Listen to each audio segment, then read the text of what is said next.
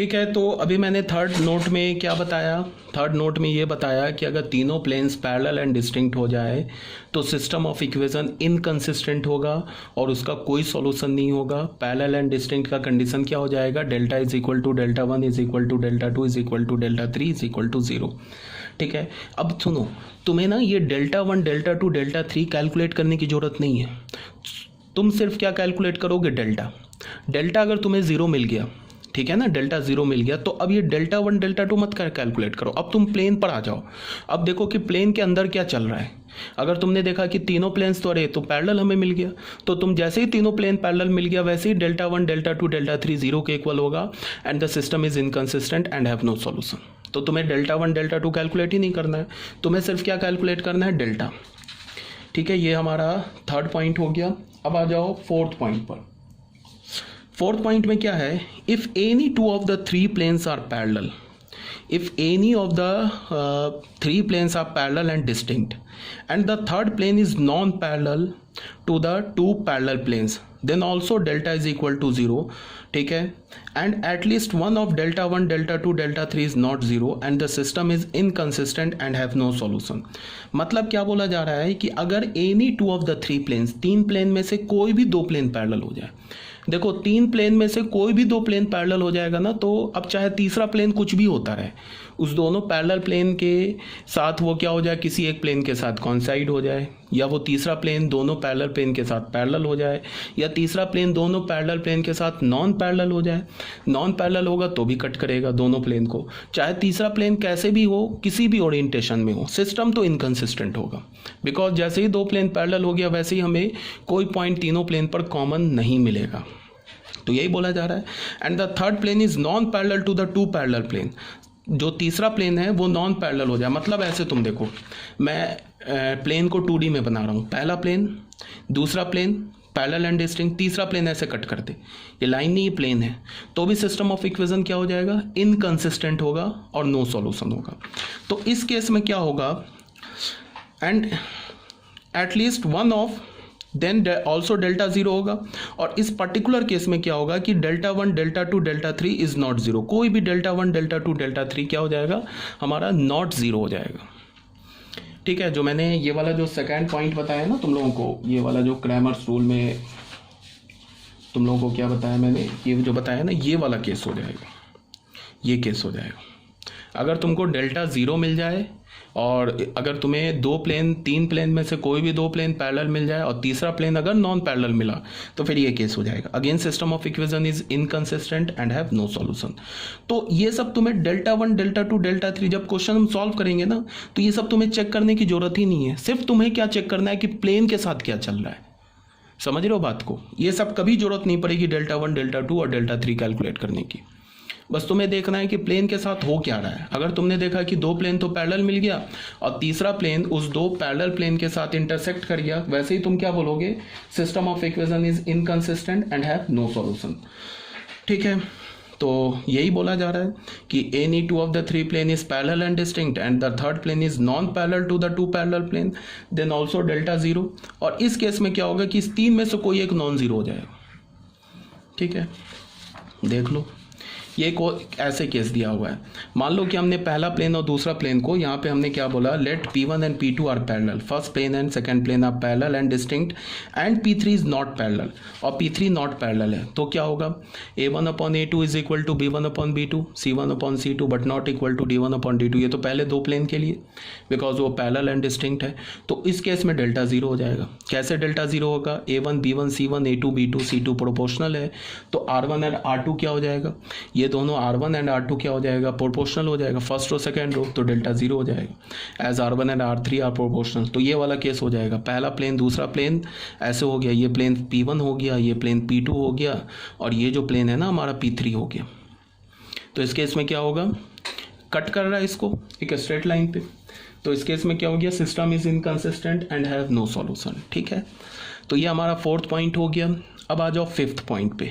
Fifth point क्या बोल रहा है कि if two planes out of the three planes are coincident, अगर तीन प्लेन में से कोई भी दो प्लेन कोइंसाइड कर जाए and the third plane is parallel to the coincides plane, then also this ये ज़ीरो होगा। And the system of equation are inconsistent and having no solution. देखो दो प्लेन ऐसे क्या हो जाए, कॉन्साइड कर जाए, दो प्लेन कॉन्साइड कर जाए ऐसे, पहला प्लेन और दूसरा, कोई भी तीन में से दो प्लेन कॉन्साइड कर जाए, और तीसरा प्लेन जो होगा वो क्या होगा, जो पैरेलल हो जाए इन दोनों कॉन्साइड प्लेन के, तब भी सिस्टम ऑफ इक्वेशन क्या होगा, इनकंसिस्टेंट होगा। तुम ऐसा सोचो ना, दो प्लेन कॉन्साइड कर गया और तीसरा प्लेन इसके पैरेलल हो गया, तो तीनों में कॉमन सॉल्यूशन कहाँ से आएगा, आ ही नहीं सकता है। तो again system of equation is inconsistent, और ये सारे डेल्टा और डेल्टा आई जो होंगे ना, ये ज़ीरो हो जाएंगे, ठीक है, और सिस्टम इनकंसिस्टेंट होगा। तो इसके लिए हमने इसका प्रूफ कैसे किया, late P1 and P2 are coincident, हमने पहले दो प्लेन को कॉन्साइड करा दिया, and P3 is parallel to P1 and P2, तो पहला दो प्लेन कॉन्साइड करिए तो ये कंडीशन आ गया। अब डेल्टा तुम देख लो, डेल्टा में क्या होगा, A1 B1 C1 A2 B2 C2, ये प्रोपोर्शनल है, तो पहले दो रोज प्रोपोर्शनल हो गए, तो डेल्टा ज़ीरो हो जाएगा, ठीक है। उसके बाद आ जाओ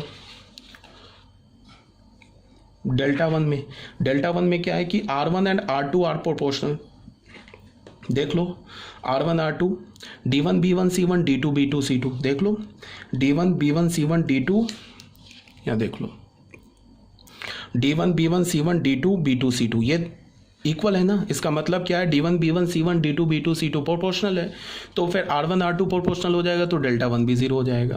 फिर R1 इसी तरह से R1 और R2 यहाँ से प्रोपोर्शनल हो जाएगा, तो डेल्टा टू भी ज़ीरो हो जाएगा। फिर R1 एंड R2 प्रोपोर्शनल हो जाएगा, तो डेल्टा थ्री भी ज़ीरो हो जाएगा। तो हमें क्या मिला कि delta is equal to delta one, ये सारे ज़ीरो हो गए, and the system of equation is inconsistent and have no solution. तो अभी मैंने क्या बोला कि तीन प्लेन में से कोई भी दो प्लेन कॉन्साइड कर जाए और जो तीसरा प्लेन है ना उन दो कॉन्साइड प्लेन के पैरेलल हो जाए, तो again system of equation is inconsistent and have no solution. उस केस में क्या होगा, ये सारे डेल्टा ही ज़ीरो हो जाएंगे और डेल्टा भी ज़ीरो हो जाएंगे, ठीक है। तो ये भी हो गया। अब आ जाओ 6 पॉइंट पर। तो अभी तक मैंने क्या तुम्हें दिखाया, मैंने एक जो 4th पॉइंट था, ये जो 3rd पॉइंट था, इस 3rd में मैंने क्या दिखाया कि सारे ज़ीरो के इक्वल हैं बट सिस्टम इनकंसिस्टेंट है, ठीक है। तीनों प्लेन्स आपस में पैरेलल एंड डिस्टिंक्ट है, तो delta delta one delta two delta three zero है और सिस्टम इनकंसिस्टेंट है, ठीक है। और ये मैंने 4th पॉइंट में क्या दिखाया तुम्हें, सॉरी 5th पॉइंट में क्या दिखाया, 5th पॉइंट पे मैंने दिखाया कि सारे डेल्टा और डेल्टा ही ज़ीरो है और सिस्टम क्या है हमारा, इनकंसिस्टेंट है, ठीक है। Delta one delta two delta three सब ज़ीरो है और सिस्टम क्या हमारा इनकंसिस्टेंट है, ठीक है। और अब जाओ पॉइंट नंबर 6 में। पॉइंट नंबर 6 में क्या है, if two planes out of the 3 planes are coincident and the third plane is non-parallel to the two coincident plane, then the system of equation are consistent and have infinitely many solution। यहाँ क्या बोला गया कि तीन plane में से कोई भी दो प्लेन ऐसे कॉन्साइड कर जाए, ठीक है, और तीसरा प्लेन क्या करे, इस दो कॉन्साइड प्लेन को ऐसे कट कर दे, मतलब जो तीसरा प्लेन है ना इन दो कॉन्साइड प्लेन के नॉन पैरेलल हो जाए, अगेन सिस्टम ऑफ इक्वेशन क्या हो जाएगा, कंसिस्टेंट हो जाएगा और इन्फिनिटली मैनी सॉल्यूशन हो जाएगा। तुम ऐसे सोचो ना कि अगर दो प्लेन कॉन्साइड कर गया, तीन प्लेन में से कोई भी दो प्लेन कॉन्साइड कर गया, तीसरा प्लेन उसको कट कर दिया, तो फिर इन्फिनिटली मैनी सॉल्यूशन हो जाएगा। और वो इन्फिनिटली मैनी सॉल्यूशन हमें कहाँ मिलेगा, वो इन्फिनिटली मैनी सॉल्यूशन हमें एक स्ट्रेट लाइन पे मिलेगा। तो एक स्ट्रेट लाइन पे मिलेगा तो फिर हम उसको लिखेंगे कैसे, सिंगल पैरामीटर में लिखेंगे। तो यही बात यहाँ बताया जा रहा है।